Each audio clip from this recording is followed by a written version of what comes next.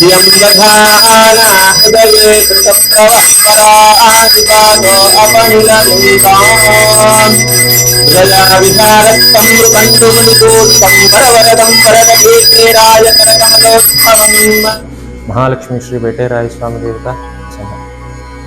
ತುರುವೇಕೆರೆಯ ಇತಿಹಾಸ ಪ್ರಸಿದ್ಧ ಶ್ರೀ ಮಹಾಲಕ್ಷ್ಮಿ ಬೇಟೆರಾಯ ಸ್ವಾಮಿಯವರ ಈ ವರ್ಷದ ಬ್ರಹ್ಮರಥೋತ್ಸವ ಕಾರ್ಯಕ್ರಮಗಳು ನಿನ್ನೆಯಿಂದ ಪ್ರಾರಂಭವಾಗಿದೆ.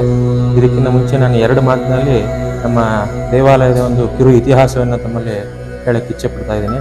ಮೊದಲನೇದಾಗಿ ದ್ವಾಪರಯುಗ ಅಂತ್ಯದಲ್ಲಿ ಮೃಕಂಡು ಮುನಿಗಳು ಮತ್ತು ಚಂದ್ರಚೂಡಾಮಣಿಗಳು ಅನ್ನೋರು ಬದರಿಯಿಂದ ಈ ಪ್ರಾಂತ್ಯಕ್ಕೆ ತಪಸ್ಸಿಗೆ ಅಂತ ಹೇಳಿ ಬರ್ತಾರೆ.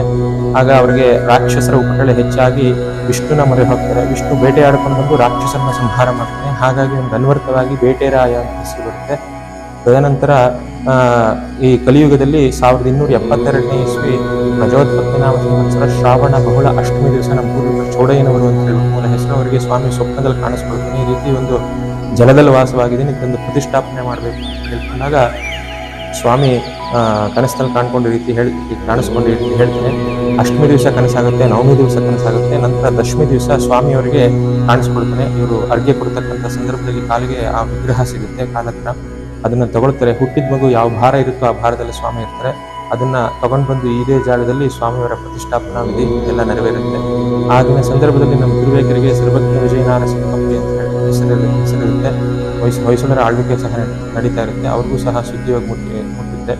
ಅವರು ರಾಜರು ಬಂದು ನೋಡ್ಕೊಂಡೋಗಿ ಪೂಜೆಗೆ ಏನೇನು ಬಗ್ಗೆ ಎಲ್ಲ ಅನುವು ಮಾಡಿಕೊಂಡು ಹೋಗ್ತಾರೆ. ಇದು ಇಲ್ಲಿನ ಒಂದು ಸ್ಥಳ ಪುರಾಣ.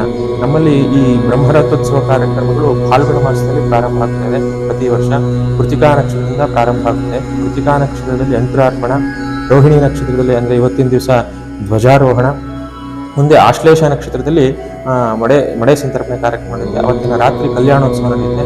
ಆಮೇಲೆ 12ನೇ ದಿವಸ ಈ ಬಾರಿ 12ನೇ ತಾರೀಕು ಮಾರ್ಚ್ 12ನೇ ತಾರೀಕು ಮಖಾ ನಕ್ಷತ್ರದಲ್ಲಿ ಸ್ವಾಮಿಯವರ ಬ್ರಹ್ಮರಥೋತ್ಸವ ಕಾರ್ಯಕ್ರಮ ನಡೆಯುತ್ತೆ. ಅವತ್ತಿನ ದಿವಸ ಸುಮಾರು 12:30 ಸ್ವಾಮಿಯವರ ಒಂದು ಉತ್ಸವ ಮೂರ್ತಿಯನ್ನ ಬ್ರಹ್ಮರಥೋತ್ಸವದ ಮೇಲೆ ಪೂಜೆ ಮಾಡಿಸಿ ಅಲ್ಲಿಂದ ಒಂದು ಭಕ್ತಾದಿಗಳ ಸಮ್ಮುಖದಲ್ಲಿ, ಸಹಸ್ರಾರು ಭಕ್ತಾದಿಗಳ ಸಮ್ಮುಖದಲ್ಲಿ ಈ ಒಂದು ಬ್ರಹ್ಮರಥೋತ್ಸವ ಕಾರ್ಯಕ್ರಮವು ಜರುಗುತ್ತೆ. ಹಾಗಾಗಿ ಎಲ್ಲಾ ಭಕ್ತಾದಿಗಳು ಸಹ ಈ ಕಾರ್ಯಕ್ರಮಕ್ಕೆ ಭಾಗವಹಿಸಿ ಸ್ವಾಮಿಯವರ ಒಂದು ಕೃಪೆಗೆ ಸ್ವಾಮಿಯವರ ಕೃಪೆಗೆ ಪಾತ್ರರಾಗಬೇಕು ಅಂತ ತಮ್ಮಲ್ಲಿ ಈ ಮೂಲಕ ಒಂದು ಮನವಿ ಮಾಡಿಕೊಳ್ತಾ ಇದ್ದೀನಿ. ಹರಿ ಓಂ ತತ್ಸತ್.